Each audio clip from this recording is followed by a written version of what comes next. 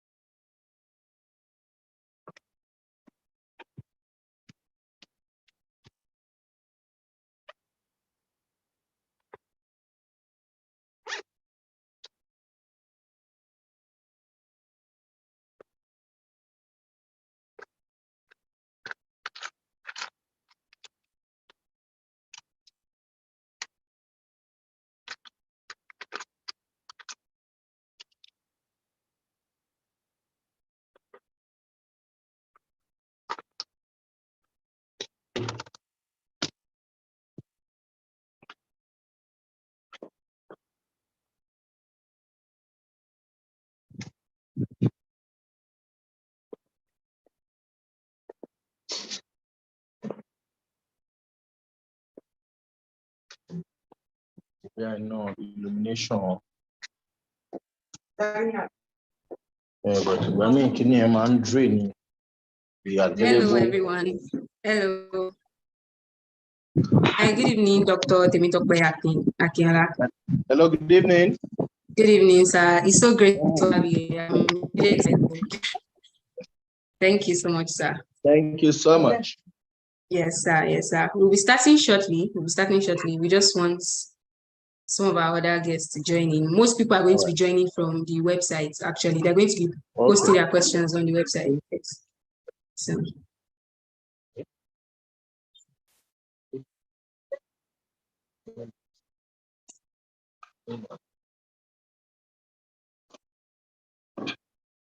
Yeah.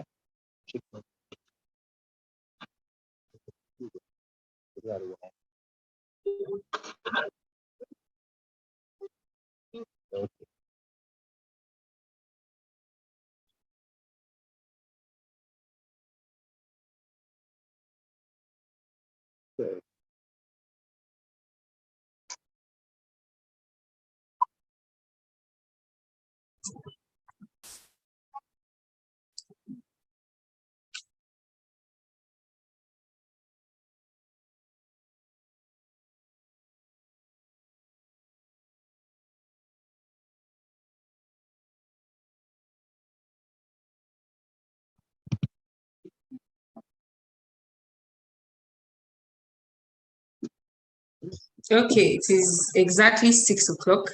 So we are going to be starting right now.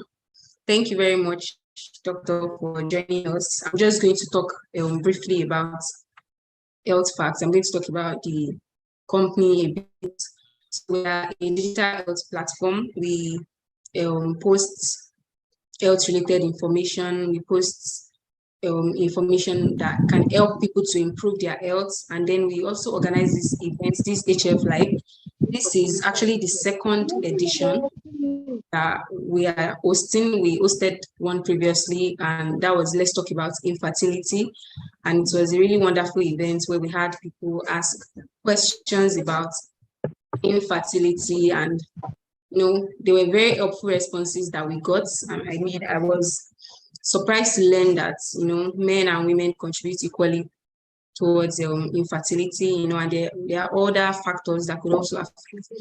We had a very wonderful session that time, and that is why we are having this one now in continuation of that, which is we are going to be talking about assisted conception, assisted reproduction, and we just want to know generally about it. We want to know what are the issues that people have with conceiving, and then how can this be addressed in the medical sector in Nigeria, especially where there isn't a lot of talk about that. There isn't a lot of facilities that we have available to people, especially people that at an affordable rate that people can, afford easily in Nigeria. And then that's just why we have this very wonderful and dignified doctor with us here. He is a consultant gynecologist at Evercare Hospital, Lekki in Nigeria. And if you know about Evercare, in fact, if you know any hospital in Nigeria, you know Evercare is one of the top hospitals that we have, and is one of the top gynecologists in the country, actually. So please feel free to type in your questions. We're going to be getting questions or via Zoom. We're going to be getting questions on our website. So just type in your questions, feel free. I'll let him talk generally at first before we start addressing the questions. So we just want him to talk to us about assisted conception in, especially in the Nigerian, aspect, in this kind of space that we have in this country. So I'll let him talk to us at first, then we'll start getting to the questions. We are going to make sure that this event today is almost exactly 1 hour. So please type in your questions now so that we can get to it as fast as possible. So thank you very much, sir. You can go ahead. Yeah, good evening. It's a pleasure to come on Health Facts and to talk about a very relevant and contemporary topic on assisted conception. Now, the issue is that we all know that infertility is always present in every society, and it has a lot of implications, both social, economic, and emotional, not just on the couple who are desiring to have their bundles of joy, but also people who feel concerned, family, friends, pressure, and all that. Especially in Africa, where a lot of the high premium is attached to childbearing. Now, the truth about the matter is that a large number of people will still have difficulty in conception, even with the conventional methods, ovulation induction, trying things like that to achieve conception. So a lot of people will still need some form of assistance, having waited, having achieved regular, adequate penetrative vaginal intercourse for the minimum of a year. And there are some instances where people will not wait for the traditional 1 year because of the age. Maybe they had a lady marrying at 36, 37, 38.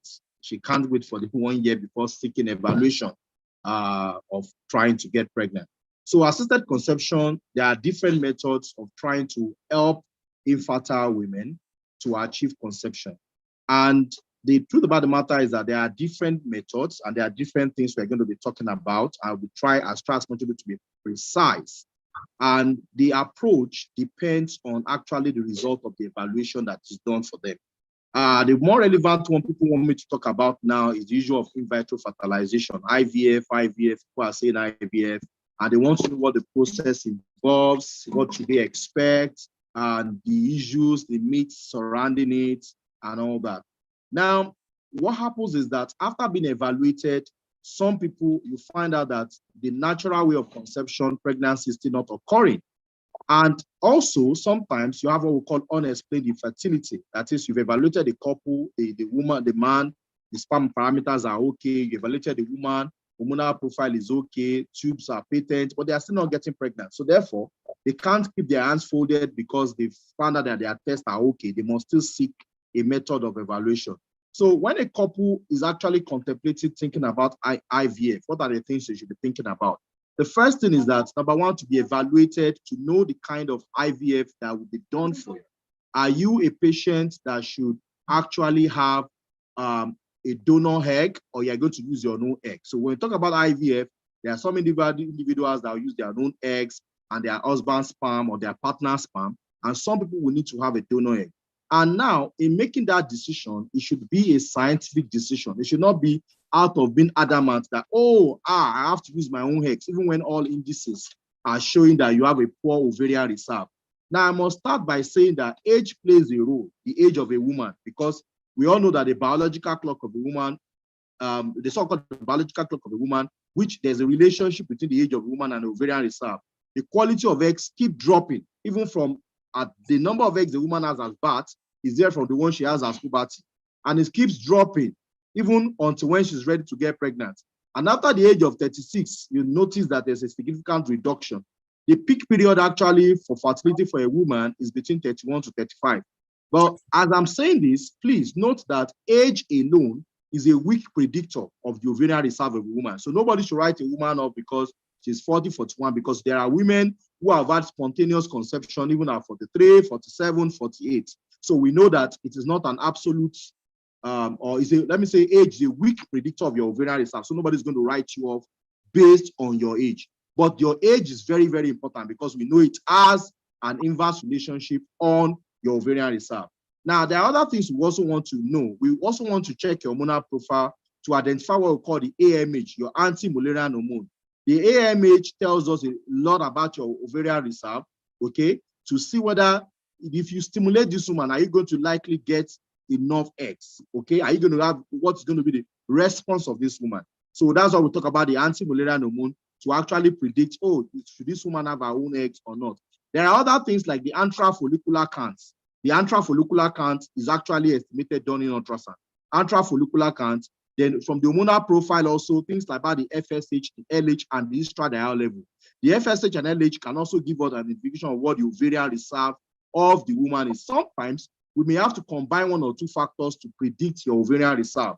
But commonly, we use the anti-Mullerian hormone and the intrafollicular count to actually predict the risk of whether this woman can use her own eggs or not. I must also say that in addition to this, we also want to rule out what we call ovarian lesions.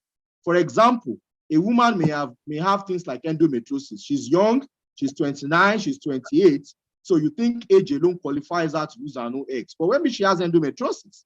Endometriosis in some women, of course, we know that there are different sites where endometriosis can be present, but the commonest site is the ovary. And it can also affect the ovarian reserve of a woman. Okay, so ovarian lesions, some will have ovarian cysts, or they've had surgeries before, or exposure to chemotherapy and radiotherapy. These things will affect the ovaries, which produce the eggs of a woman. So that right from the onset, you can actually know that, oh, madam, from what we are seeing, let us use a donor egg. And that a lot of counseling is a big thing in assisted conception, because getting a lot of people to accept that this is the method we should try so that their chances are not reduced. Because if the evaluation is done properly, or you are making a sentimental decision that, oh, I must still use my own eggs, even when your AMH is telling us that we're going to have a poor yield, you have only further reduced your chances. We know that a lot it's easier said than done, but that's where the purpose of counseling comes in. Sometimes you may just have to need focus group discussions, interactions with other women that have used donor eggs before, or to get to know how other people get to navigate their problems, helps people to accept the particular method they are going to do. So when a couple has made up their mind about an IVF process, they must be evaluated. The husband's sperm analysis must be done. The woman, they must have their viral screening done, HIV, hepatitis B, screening for other infections and things like that. Then the evaluation involves a lot of things, the history taking. That's why I asked about things about whether they've had surgeries before, other things that can hamper their chances.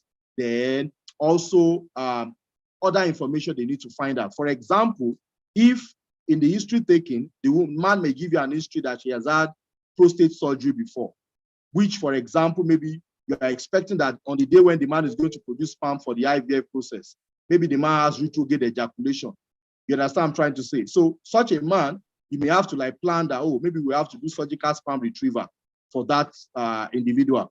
Or somebody, even the act of producing sperm. Some people readily in the hospital and in the fertility center, they may not readily produce the spermatozoa, maybe just by virtue of their makeup and things like that. They may not feel comfortable with the method, because the best method of sperm production, of sperm collection, is by masturbation. But not everybody can produce sperm by masturbation. So sometimes they need their partners to be with them in the fertility center. They have intercourse, and during the process of withdrawal, the ejaculate is poured in a sperm pot, and that is analyzed. And some people will still not feel comfortable with doing that in an hospital.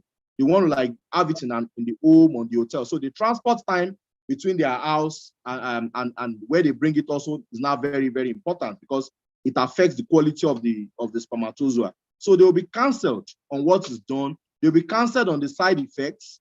The woman who is meant to be stimulated, she'll be told what it involves, the days of stimulation, she'll be coming for transvaginal scan, the risk of ovarian hyperstimulation syndrome, it is not really, it's not a good practice because you want the patient to pay for IVF and you don't tell her all this.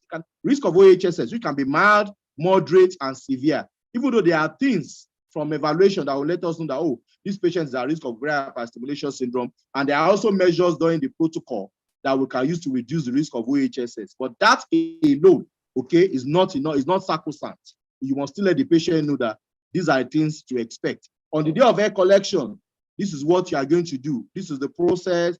We actually prefer that they should have a form of anesthesia, okay, spinal anesthesia, because of the needle on the used for the egg collection.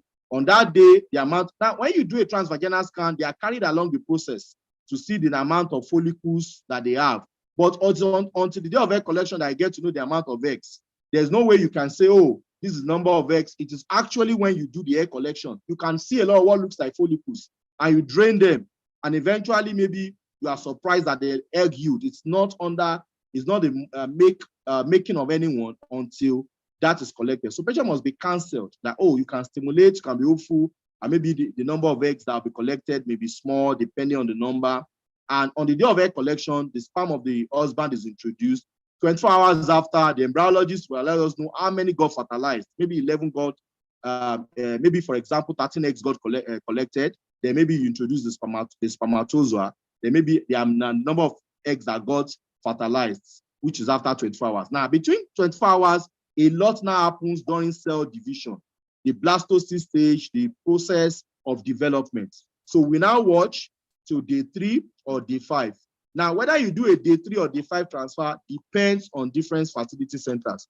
People have different preferences, different characteristics, and different yardsticks for deciding on whether they want to do a day 3 or day 5 transfer. Now, if the woman she's also carrying, that I must say that now. So I've talked about the fact that it's possible for the woman's eggs to be used and the husband's sperms to be used. That is one part. It is possible she's using a donor egg and the partner's sperm is being used. It is a third scenario, donor egg, donor sperm, but she's carrying, and you can have a scenario where a surrogate is the one carrying. So you can have people where, for example, maybe they have scars on the uterus from previous surgeries in the past. So there's a problem with the inner lining of the womb. So it's not as if we can't get good embryos, but the embryos are not implanting. Such people may have to use a surrogate. In fact, some of them will have had several procedures, hysteroscopies done in the past, but they still need to have a surrogate. And not even all problems with the inner lining of the womb will be diagnosed with hysteroscopy, as good as hysteroscopy is. Okay, so not some people, for unexplained reasons or failed IVF, they may just want to try using a surrogate for that process. And surrogacy is already legal in Nigeria. There are already registered organizations that handle issues of donor egg, donor sperm, and there are a lot of regulation governing it, and it's a legal thing. It's not anybody to be shy about. You have to use a surrogate, or you need to use a donor egg or donor sperm. All we need is just more of education on the whole process. So some people will need the conventional IVF, some people will need surrogacy, some people will need to eventually adopt. This is something a lot of people don't want to talk about. Whether we like it or not, some people in the environment will need to have adoption done. And they must be supported. The society must support. We must have a non-discriminatory approach towards people who, by virtue of their journey in fertility, need to end up with the journey, the process of adoption. Let me just maybe leave it at for now, or I don't know whether you want me to still talk on or get our people to ask. Yeah. We actually more time. The questions people ask naturally determines is actually a very. Hello, Dami. Yes, sir. Hello. Yes, I'm with you, sir. Yes, I said Yeah. So we already have. Yes, we already have some questions on the website. Yes, we already have some questions on the website. So I'm just going to read out the questions, because what I did was just like a general overview. Yes. Thank you very much, sir. In fact, I personally have some questions from some of the things that you said, but let's start with the questions on the website. Okay, so there's a question here. How affordable are the available methods of assisted reproduction? Like, let's just with Nigeria now, in Nigeria for now, like, how well, is it? it will depend on where you are having it done, okay? And Okay, it will also depend on the type you are doing. Somebody who is doing conventional IVF with using our own eggs, of course, it will be different from somebody who is using a donor egg.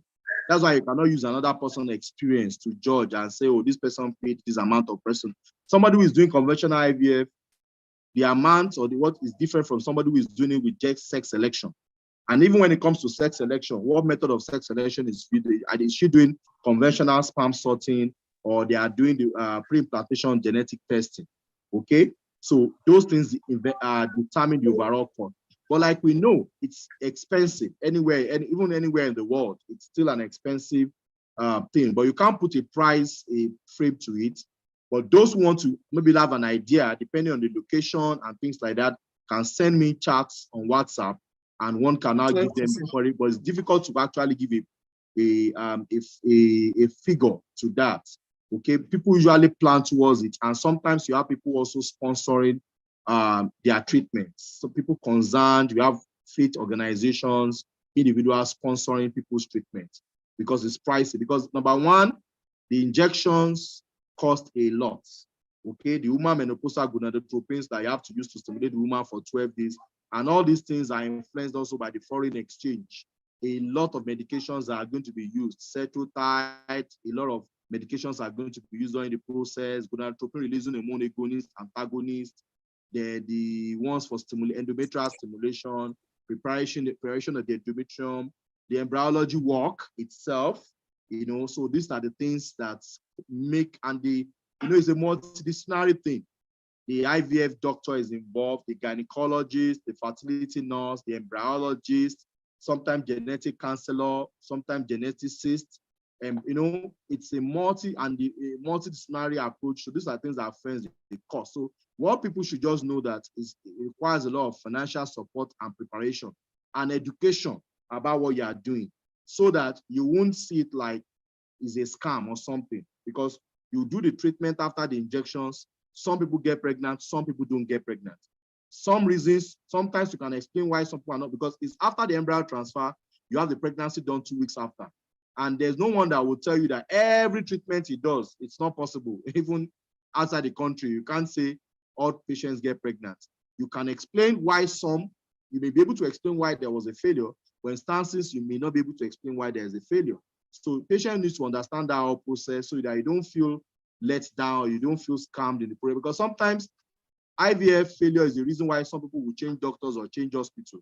But you find that it's not really about changing hospital or changing doctor, except there's something you really feel strongly against during the whole process. You know, you can, so you change hospital, but you find out where you're also changing to, they also, what is the success rate? Some people also, so everywhere also have places where patients get pregnant and some may not get pregnant. And sometimes it is just better to now find out, is it that the patient is a patient that should use a surrogate and she's just adamant that I must carry my own egg? Or is this a couple that should use a donor egg and the woman is insisting on the fact that I'm 37, I'm 38, not knowing the fact that age alone is not what determines whether you can use your own eggs or not. All right. Thank you very much, sir. Because you mentioned surrogacy now, I just quickly want to ask a question around that, because, you know, this is Nigeria and our audience majorly Nigerians, and so we want to like get it from a Nigerian view, a Nigerian aspect. About surrogacy in Nigeria, are there like laws that really protect couples? Well, you know, when you are using a surrogate in Nigeria, are there very solid laws that, you know, will protect you in terms of like making sure that you are going to get your child in the end? I just want to find out. Okay. Now we have what we call the Association for Fertility and Reproductive Health in Nigeria, which is an association of IVF specialists, including embryologists, including anyone involved in the fertility treatments. So we have people who also run organizations that deal with issue of recruiting.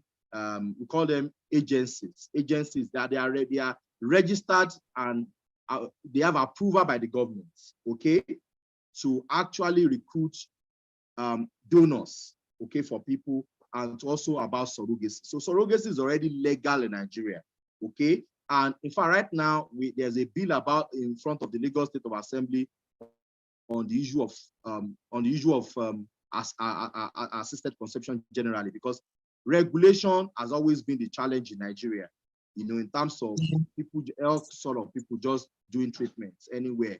And patients, sometimes you are being exploited, okay, depending on about what you should actually do. But it's already legal, and the surrogacy agreement is a contractual agreement.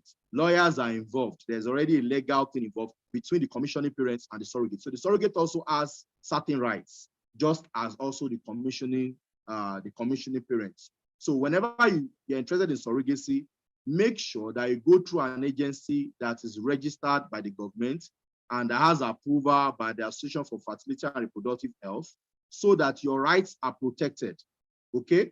And so that you are doing things properly, and the whole process will be explained to you right from the onset to the beginning. So it's already legal. It's not something illegal. For example, in the social media, there was the time I read about somebody saying, oh, they harvested somebody's eggs and all that. Egg donation is something legal in Nigeria. It's not like somebody, for example, once the person is not a minor, an adult above the age of 18, okay, and she signs an agreement to have egg donation done, it's already legal. There's nothing illegal about it, okay, about having that done. It's already a legal thing. Even the whole IVF thing about surrogacy and all that, it's not anything done in secrecy. It's already legal. There's a legal framework protecting practitioners, the surrogate, and the commissioning parents. Okay, all right. Thank you very much, sir. So I'll just read another question from the website. Is there an age range for both men and women when assisted reproduction is no longer an option for reproduction? Well, the Fertility Society does not recommend us allowing women who are above the age of 57 to carry pregnancies on their own. Okay, you may have heard about cases whereby maybe 62-year-olds, 64-year-olds, 66-year-olds maybe carried pregnancies on their own and people did cesarean section on them. It is still outside the range of the 55, 57 that is regulated. And the reasons are, there are different reasons why that age in terms of carrying, okay? So it's possible to have postmenopausal conception. 52-year-old, 53, 54-year-old. Of course, 52, 53, 54-year-old carries a baby. You should know that she actually either used a donor egg, or maybe when she was younger, she froze her eggs, and it was actually the eggs that were injected and she had embryos. But nobody is going to directly inject a woman at the age of 52, 53, 54. They're not going to get anything. You understand what I'm trying to say? But above, so you can have 52, 53-year-olds carrying pregnancies on their own, but above the age of 57, it is actually against the consensus by the fertility societies.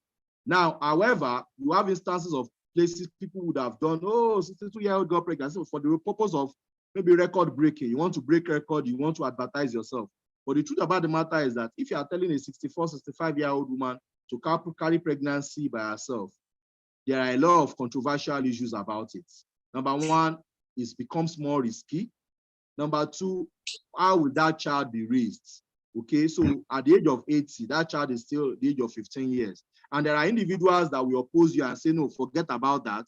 There are relations and all that will support that. So there are a lot of controversial issues, while a lot of people, or why it looks like a funny practice, allowing a 62-year-old, 64, 65-year-old woman to carry pregnancy by herself just because you want to be in the news or to break record and you want to advertise yourself.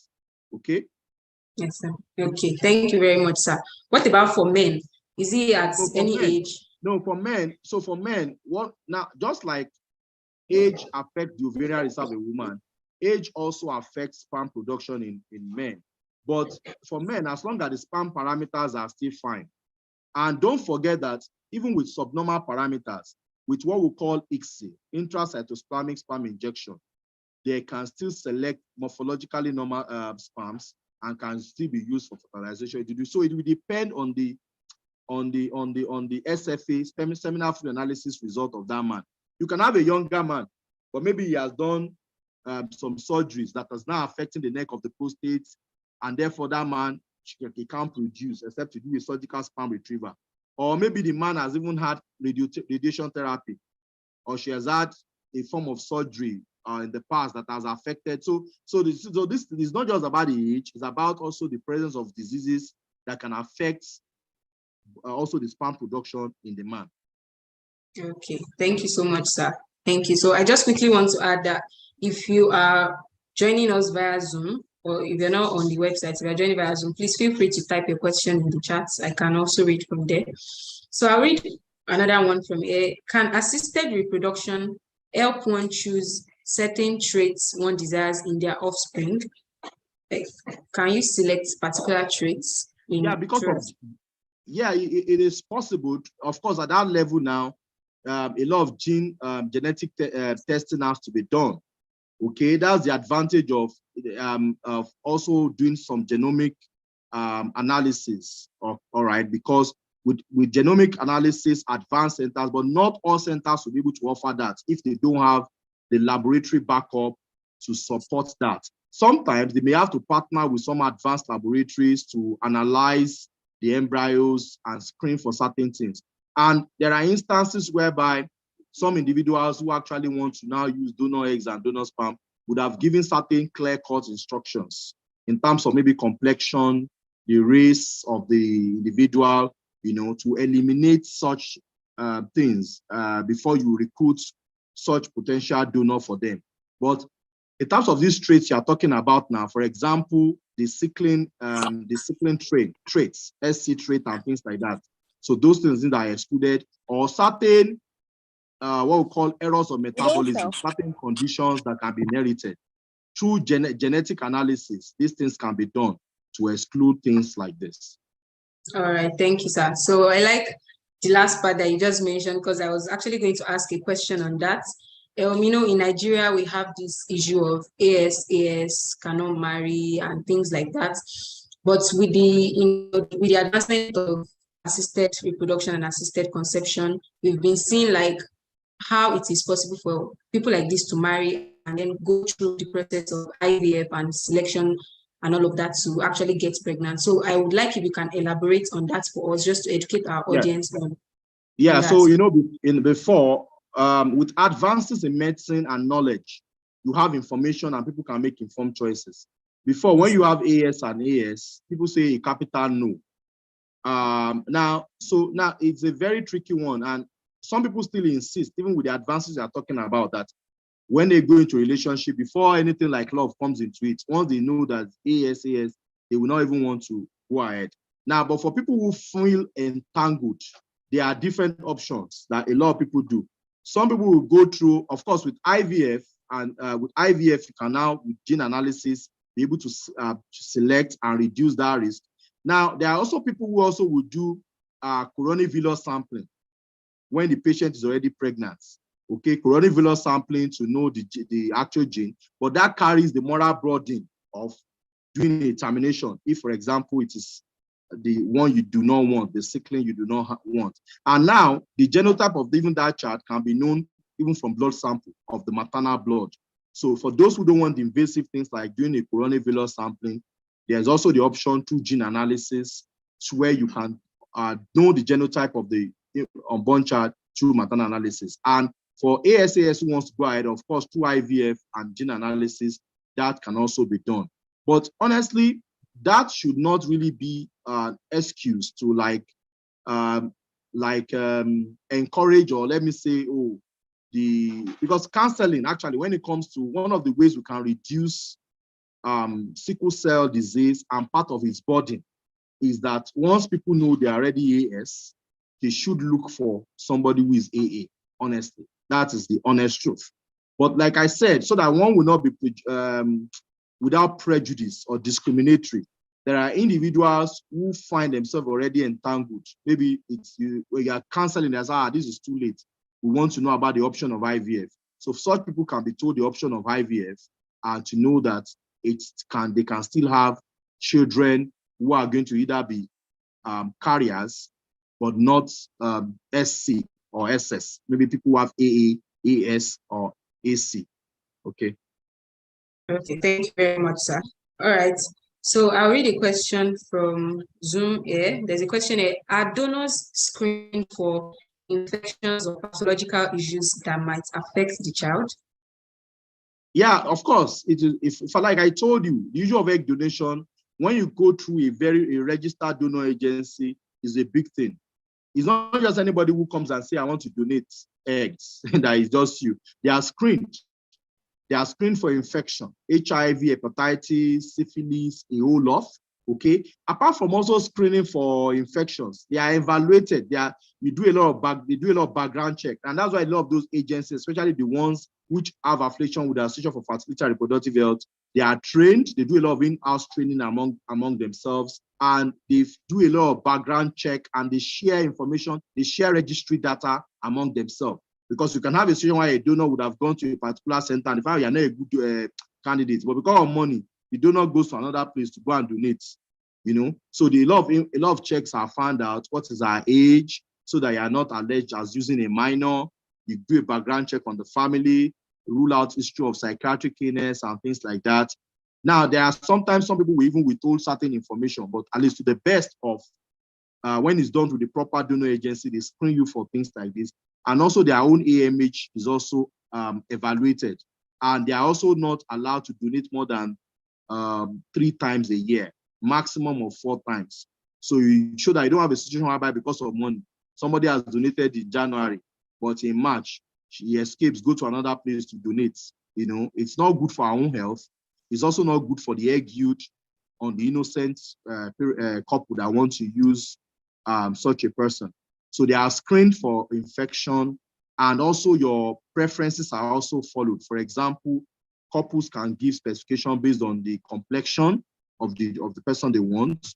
Okay, so you look at things like the complexion of the people you are getting them for, the heights, blood group, genotype. Those things play a role in them. And the donor itself will be evaluated, because it is not on the day of egg collection that I now found out that a donor, you are passing a speculum, and the speculum is not even going through easily. Or you know what I'm trying to say. So a lot of things also are involved in the selection process. Okay, thank you, sir. I would just like to quickly ask a question as a follow-up question to what you explained now. Because how do we now draw the line? How is there a point whereby a line can now be drawn between selection according to the couple's preference and then eugenics? That is, are the parents allowed to ask for very, very, very specific things? Is there a line where they cannot cross? Can they say they want an intelligent child, they want a child that looks this particular way or something like that, or there's just no line? No. The preferences, like I told you, the preferences are followed of the commissioning parents. Now, there are instances where you cannot meet 100%. Somebody tells you, I want very light complexion, tall, pointed nose. Sometimes it is going to be difficult to have a donor that will meet all that. But you want to try as much as possible to say, this is what we can get. Can we go ahead? If they are not under pressure, can you try and find that? Because you have individuals who meet this characteristic, but if they are not willing to donate, what are you going to do about it? Some people feel that, if I'm donating, it's like I have children out there. So there's a lot of cultural society perception about it. There are individuals that will do sperm analysis and like, wow, good sperm parameters, they could be donors. They may be willing to actually do donation even without being paid, but they may have a lot of cultural things holding them back, before doing the whole process. And also people need to be educated. When you say, I'm doing a donor, in some people conventionally if I'm to use Yoruba word, they will say, things like all the children she's meant to give birth to in future. There's nothing like that, because even if you're not donating, every month you are losing eggs, okay? As long as you're losing eggs. Like I explained to you, the amount of eggs a woman has as birth drops even before it reaches puberty. From puberty, it keeps dropping until when you say the peak period of fertility for a woman in the age of 21 and 25, how many women will be ready in this our current world, emotionally wise, economically wise? How many women will be empowered between the age of 21 to 25 to be ready to marry? You know what I'm trying to say? So these are the problems with the biological clock of a woman. So you find that is dropping, and a lot of times it's difficult for you to just find everything the way you want it, but one can come to a crossroad to get something closer to what you find. All right, thank you very much, sir. So I'm going to read out another question here. I want to know your thoughts on alternative medicine in terms of reproductive health. Reproductive health. Well, this alternative medicine. Yeah, to reproductive health, a very sensitive one. And now let me say that I'm a medical professional, a consultant gynecologist, and I believe in evidence-based medicine, okay? So if you say a particular thing works for a particular condition, I'm not going to say because I practice orthodox medicine, I will now say an absolute no to every other form of therapy that is not orthodox. But what that thing that you are saying works, it must be subjected to scientific debate or research for me to prove. Okay, so you pull, let's say 100 patients on one arm, 100 on the other side, and when we use that, your particular proposed treatment, let's test that hypothesis and find out whether that thing works or not. You cannot just use something based on chance. Oh, somebody used something somewhere for fibroids. The fibroid dropped, it works. It doesn't work that way. We must, first of all, test your hypothesis, get a valid study population, make sure that we have gotten an appropriate sample size, do a scientific study before we can say that something works or not. You understand? So the way we arrive, so the problem is not about orthodox medicine not quickly agreeing about, let me give you an example. Let me give a very simple example. Castor oil in induction of labor. That one is about reproductive health. Now, since the person who asked the question, they didn't talk about fertility, reproductive health, induction of labor. You see a lot of old midwives, a lot of senior colleagues who still believe in the use of castor oil for inducing labor. In my practice, I will tell you that I have not seen castor oil significantly helping women to induce labor. Okay, but I will not say if you use it. I've seen women who use castor oil and they just have some diarrhea and they never well into labor, and they still have to do the conventional induction of labor too for them. And there are also women who tell you, oh, that's what my mother used. It works for us in our family. So if castor oil is not going to cause you any problem, not going to affect fetal disease, I will not, because of my hard stance, say you should not use it. But anything we say that is alternative, let it be proven. Don't let us just because of, it's a different thing between you want to push a product and whether that thing works or not. It is possible for people to just people and gather 10 people and say, oh, I use this thing, Photoshop. You go and look for a man that is 120 kilograms. You give him you say, oh, you took a drink. Within 4 weeks, that the weight is 80 something kilograms. And in fact, people will tell you this will never happen. This is not scientific. But because you want to push the market, you arrange people that will go and all sorts of unverified claims. So I will not say things apart. In fact, let me give you an example. There's a particular capsule we give men to boost sperm production. It's not made from conventional medicine. I will not mention the name of the particular medicine so that don't do as I'm advertising that particular product. But that particular capsule is an herbal capsule where people have been using it to boost sperm parameters. Okay, and if of course if it's not been working, people will not suggest that they should use it.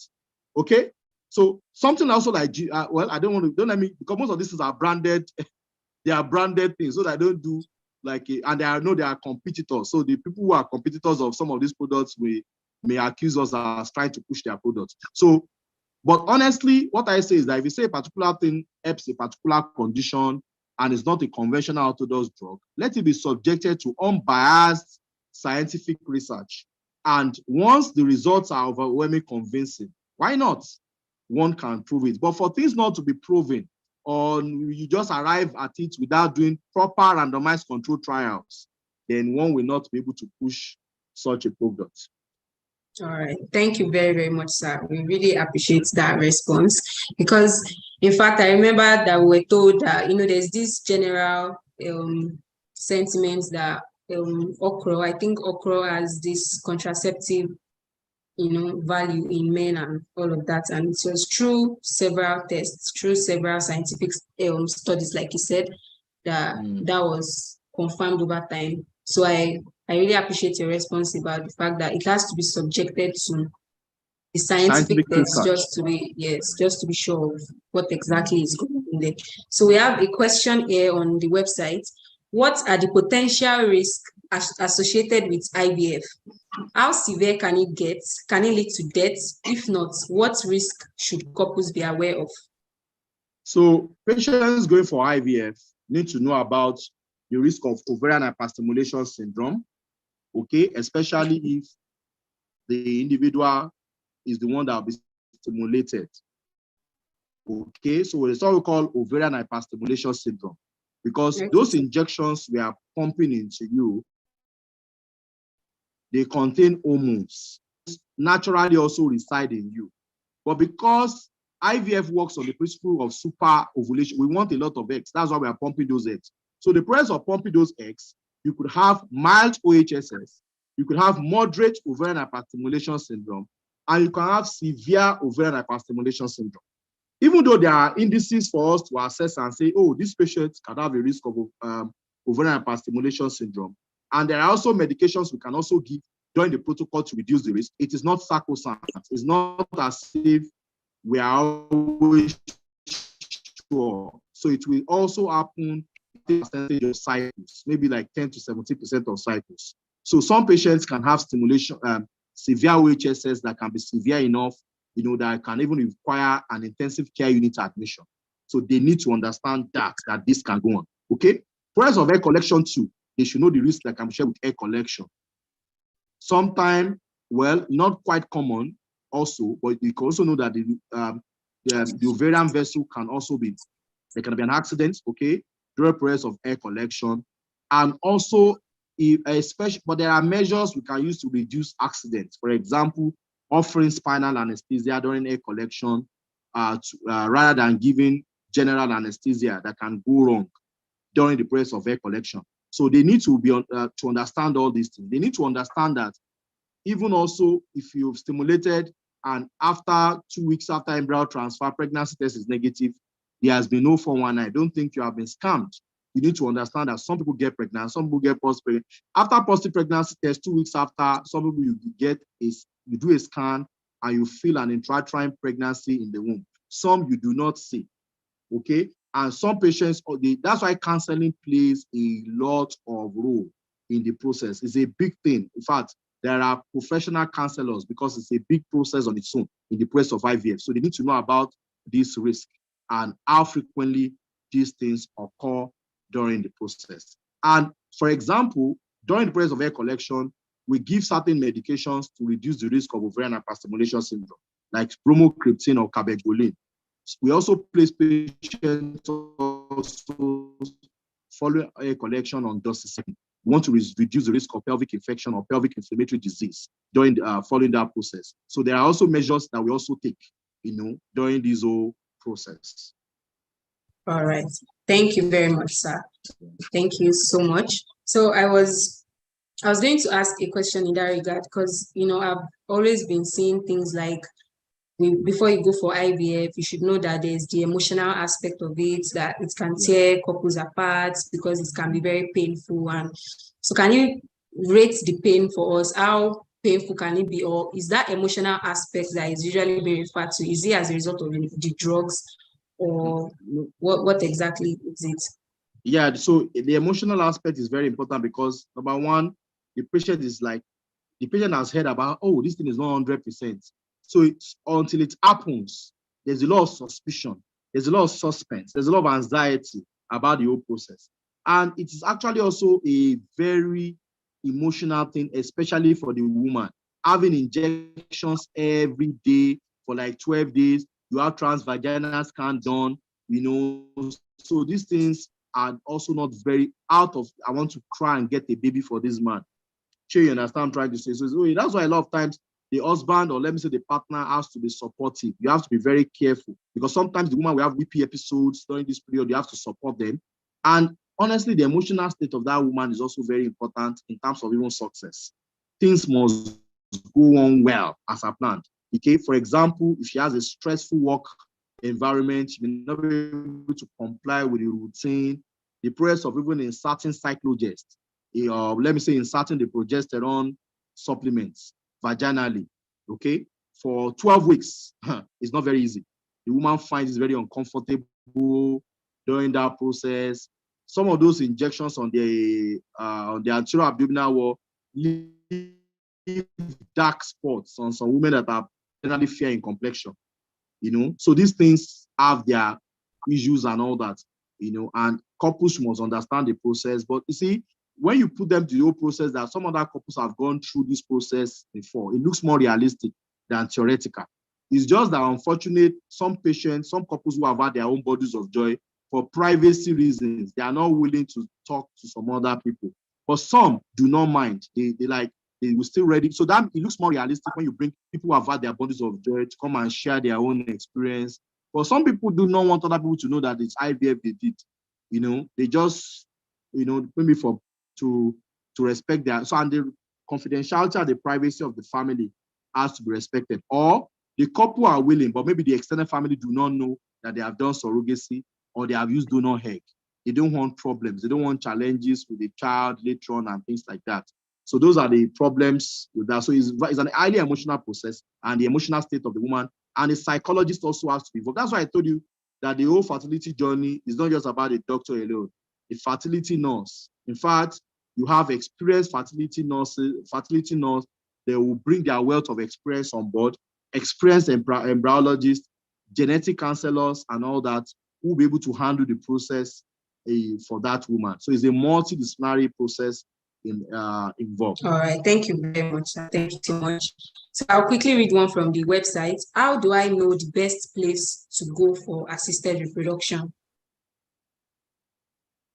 Well, I believe that the purpose of this is not really for advertising. Like, there are different fertility centers, for example, in Nigeria, but we have what we call the Association for Fertility and Reproductive Health, which is meant to be the umbrella body for all IVF specialists in the country.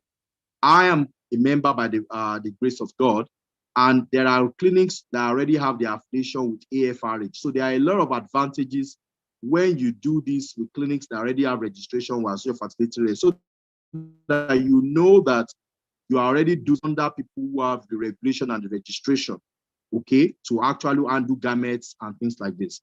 So such an individual can send a WhatsApp chat when she's ready, but I do not want to be seen as mentioning specific names during this, since this is an educative program, not really, it's not an advertising program. That'll be unprofessional of me to do. But such a person can send me a WhatsApp chat and I can give more details.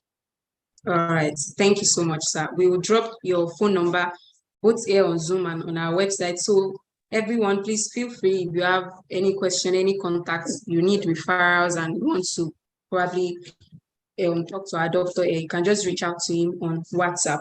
So I'm going to read out another question we have here. Does egg quality affect the success rate of IVF? Very important. In fact, this is a highly informed question. The quality of egg, you see, the egg quality and a lot of factors determine egg quality. Like I told you, the age of the woman, the hormonal milieu, the presence of endometriosis, presence of hormonal conditions such as polycystic ovarian syndrome, the body mass index of a woman, presence of medical conditions, obesity, diabetes, a lot of things influence the air quality of a woman. So air quality plays a role, even in the quality of the embryo. When you fertilize the egg with the sperm, and this affects, and that's why embryos are graded, grade 1, grade 2, grade 3, even before transfer, and before you are also canceled on the amount that should be frozen for subsequent transfers in the future. All right, thank you so much, sir. So we'll soon be rounding off, actually. We have like 10 minutes left, so I'll quickly try to go through some of the questions here. There's one here, how easy is it to find hospitals that will offer these services outside Lagos? Because it's always Lagos most of the time. So that's why I said there's already an association of fertility and reproductive health. So if for example, I'm based in Lagos, for example, if I have a patient who is based in Abuja, okay, there are options I can give you. If I have a patient who is based in Ibadan, there are options I can give you, okay? If I have a patient who is based in Ado Ekiti, Okay, there are options. In fact, in Abeokuta now, there are IVF centers in Abeokuta. Initially it used to be more of, if you're not in Lagos, you're not in Abuja, if you're not in Port Harcourt. But now there are fertility centers, even by member bodies, and people who are consultant gynecologists and who are also trained, who are fertility trained. So it depends on your location. So your location will let us find out. Sometimes we put it up in the group and just find out, is there anybody based in Elisha? Is there anybody based in Ado-Ekiti? I'm sure of Ado-Ekiti. I'm sure of Abeokuta. Okay, I'm sure of Ibadan. So it's not just about Lagos, Abuja, and Port Harcourt. So it depends, and there's also in Asaba. So it depends also on your preference. Because honestly, if somebody works in, for example, in Asaba now, why would such a person necessarily have to come to Lagos, to take time off work when there are centers in Asaba where such a person can have such a thing done? So it's about information. You can send me a WhatsApp chat and one can be able to talk to you about that. All right. Thank you very much, sir. Thank you. I've already dropped your number. I've dropped Dr. Temitope Akiola's number here in the chat on Zoom, and then it's also on our website. So you can please feel free to reach out to him for further consultation. So I'll just ask the last question here so we can round off. If there's any other question, please just feel free to still drop it, and then we'll produce the answers there on the website so we can always come back to it and just go through. Okay, so sorry. Is there any assisted reproduction method that can be done in men? That's the question. Assisted reproduction technology in men. Well, maybe what he's talking about is, of course, a man, you can have to do, for example, the man will produce sperm, okay, for the fertilization. And some patients may also have to have what we call surgical sperm retrieval. People who cannot produce sperm by ejaculation. For example, I told you about somebody who has that prostate surgery done, and therefore he has what we call retrograde ejaculation. Retrograde ejaculation means that when the person ejaculates, both some of the sperm they pass back to the urine, to the bladder base. So actually, if you want to analyze sperm in such a person, you even have to analyze the urine. So for such people, surgical sperm retrieval may be better to collect that for them. And some people will also have to use donor sperm. That can be a very challenging one in this environment because the ego of men in terms of accepting that they should have a donor sperm to be used. All right, thank you so much, sir. I think I should just quickly ask this question that I had in mind to ask in the beginning. So, the price, I don't really know how the price works, but I would like to know if the price is according to the number of eggs that gets fertilized in the end or that were implanted and grow. No. So the protocol, like I told you, depends on each center. Somebody who is using his own sperm, his own eggs, the couple is different from a couple that is using donor egg and donor sperm. And some centers will actually want you to pay for like 3 cycles ahead, such that if there is a failure following the first cycle, if you have embryos from the first stimulation, they can just plan you for a frozen embryo transfer. You understand what I'm trying to say? So those are the things that will influence the treatments. So you can't, and that's why it can't be judgmental to say, oh, it's cheaper in one place than the other. It depends on a lot of things. The place you are saying that it is cheaper, you also have to look, for example, the lab work, the lab supports, okay? The embryological support, laboratory support varies from one center to the other. The cost of running the whole thing is different. You may feel that, oh, it's cheaper in a particular place. Number one is that what is the cost of running such a center in a place like I don't want to give specific names now.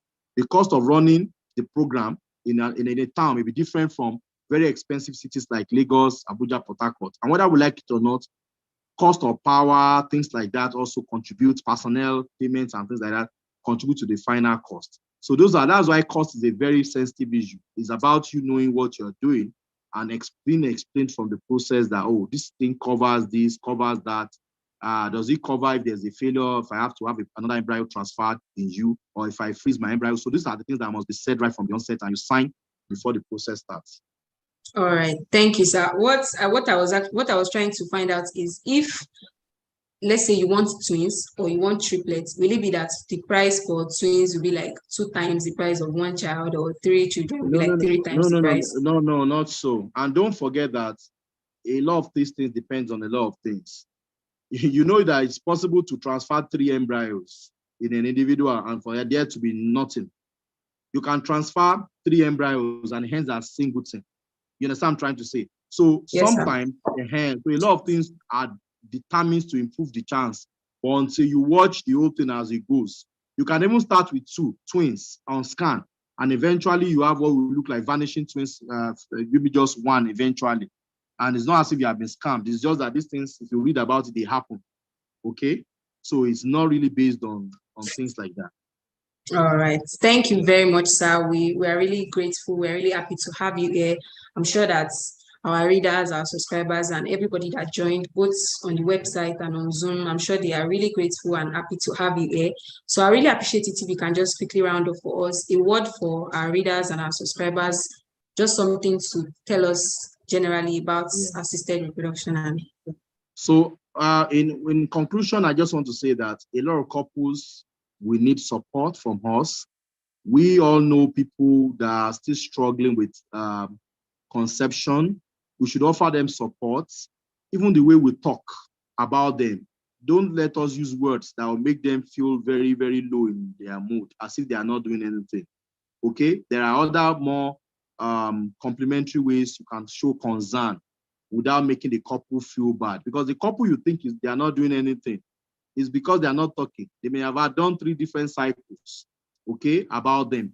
And even if they have a failure somewhere, don't be too quick to be judgmental and say, oh, that place, okay, let's try. What if they fail? So it's not really about changing of clinic or changing of doctor. It's about finding out what is the primary problem, why this is not occurring, okay, before a treatment is done. So we should offer support to our people. Let's offer support to couples that are struggling, and let us give a lot of emotional support for them. Thank you. All right. Thank you so much, sir. Thank you very much for joining us on this program. And thank you, everyone that joined. Thank you, everyone that asked a question. And I hope you received like very helpful responses to the questions that we asked. So HF Live is, a seasonal event that we hold. We bring professionals here to answer questions that you might have on very challenging topics like just the one that we discussed here today. And I'm sure everybody has been impacted in one way or the other. So please ensure to subscribe. I dropped the link in Zoom, and you can subscribe for our health alerts. You can also, from time to time, read our articles that we post. We post health-related articles, quizzes, and the likes. So you can visit our website, you can subscribe, you can like, you can follow us on our social media channels. We have Twitter, Instagram, and Facebook. So we hope to see you the next time. We're going to be coming up with another awesome topic that I'm sure everyone is going to enjoy. And please come ready with your questions. So today, the event we had today, we live streamed it on YouTube, and it's available on our YouTube channel. It's also available on the website, so you can go back and watch. If you missed any parts or you still are not clear on anything, you can go back and watch. And like I've said, we dropped Dr. Temitope's number both on the website and on Zoom. So please feel free to reach out to him to ask questions. And thank you very much, everyone. Thank you so much, sir, once again. We really appreciate it. It's a pleasure coming on Health Facts. Thank you so much. Thank you so much, sir. All right. Bye-bye. Good night, everyone. Bye. Thank you. Yeah. Bye. Bye.